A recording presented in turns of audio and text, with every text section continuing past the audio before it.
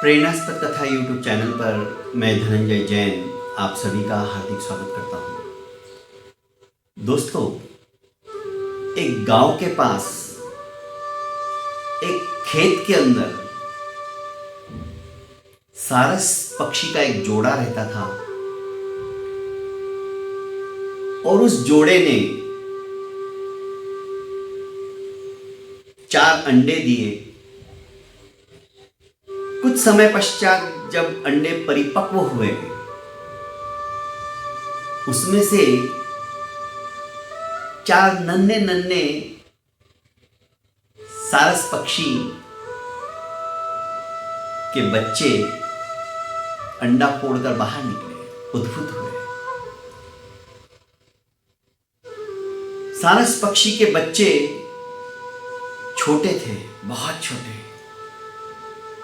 और उनको उड़ान भरने में अभी काफी समय था। यह युगल पक्षी अर्थात उन बच्चों के माँ बाप दोनों जाते चुगा चुगने के लिए। चुगा चुगकर उन बच्चों को चोंच से खिलाते।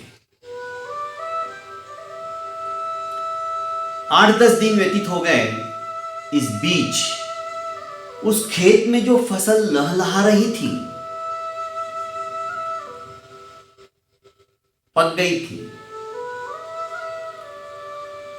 और सारस पक्षी चाहते थे कि फसल पकने के पहले किसी अन्य सुरक्षित स्थान पर अपने बच्चों के साथ चले जाए, पर बच्चों के पंखों में अभी इतनी ताकत नहीं आई थी कि वे उड़ सके। चिंताग्रस्त थे। बच्चों के प्रति प्रत्येक माँ बाप की चिंता रहती है जब तक कि वे परिपक्व नहीं हो जाते हैं, जब तक कि वे अपने पैरों के ऊपर खड़े ना हो जाते हैं, जब तक कि वे अपने कंधों के ऊपर अपने स्वयं का भार उठाने में सक्षम नहीं हो जाते हैं, तब तक प्रत्येक माँ बाप, चाहे मनुष्य हो या पशु पक्षी हो, अपने बच्चों की चिंता से चिंताग्रस्त रहते हैं। फिर भी प्रतिदिन जब चुगा चुगने के लिए सारस पक्षी खेत में अपने बच्चों को अकेला छोड़कर जब जाने लगते हैं, तो एक नसीहत देते हैं, जब भी यहां किसान आएगा हमारी अनुपस्थिति में, तो वो क्या बात करता है, ध्यान से सुनना और हमें जरूर बताना। किसान अपने बच्चे को लेकर, अपने पुत्र को लेकर खेत में आता है, लहलहाती हुई फसल को देखता है, बहुत खुश होता है और कहता है कि बेटा, कल मैं अपने दोस्तों को लेकर आऊंगा गांव के, और कल इस फसल को काटकर हम अपने ट्रैक्टर में भरकर मंडी में बेच देंगे। सायंकाल सारस पक्षी जब आते हैं तो बच्चे घबराए हुए रहते हैं।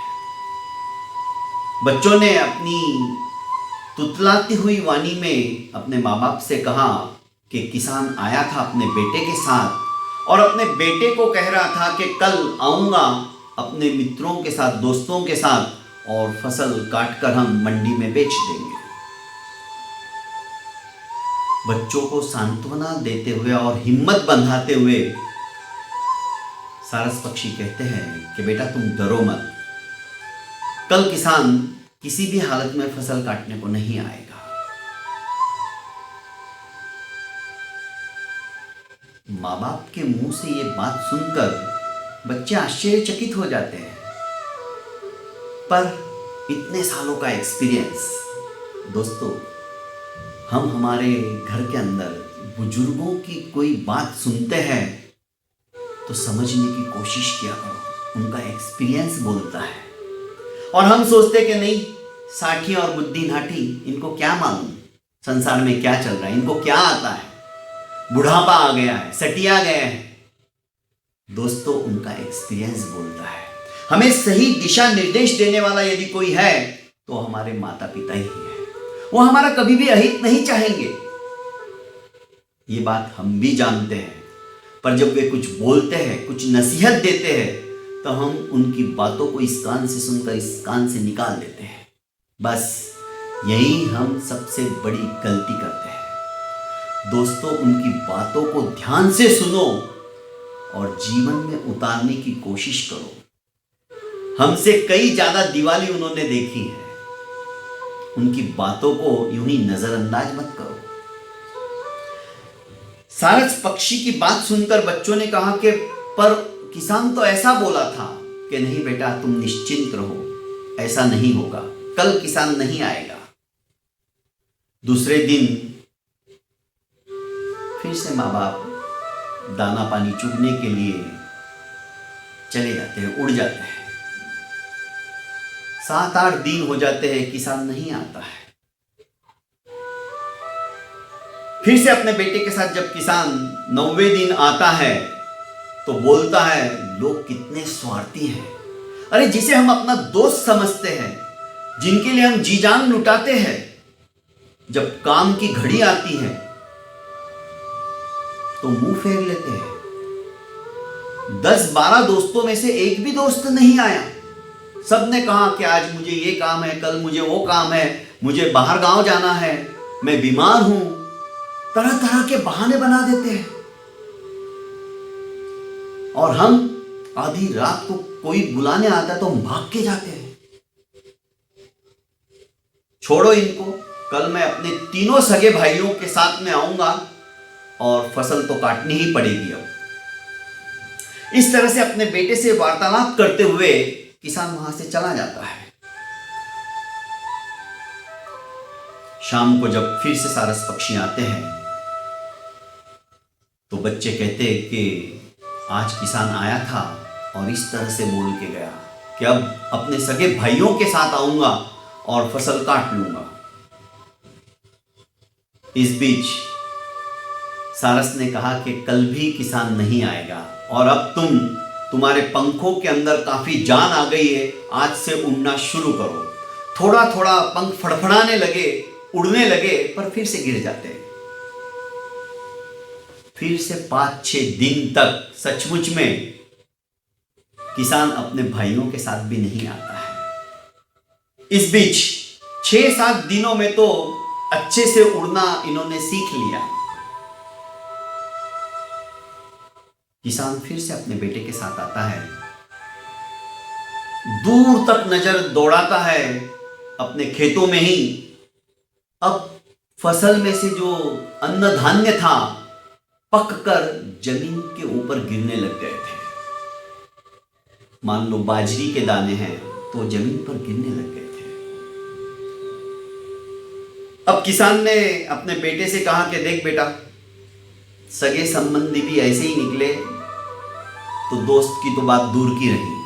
अपने सगे तेरे चाचा लोग भी नहीं आए।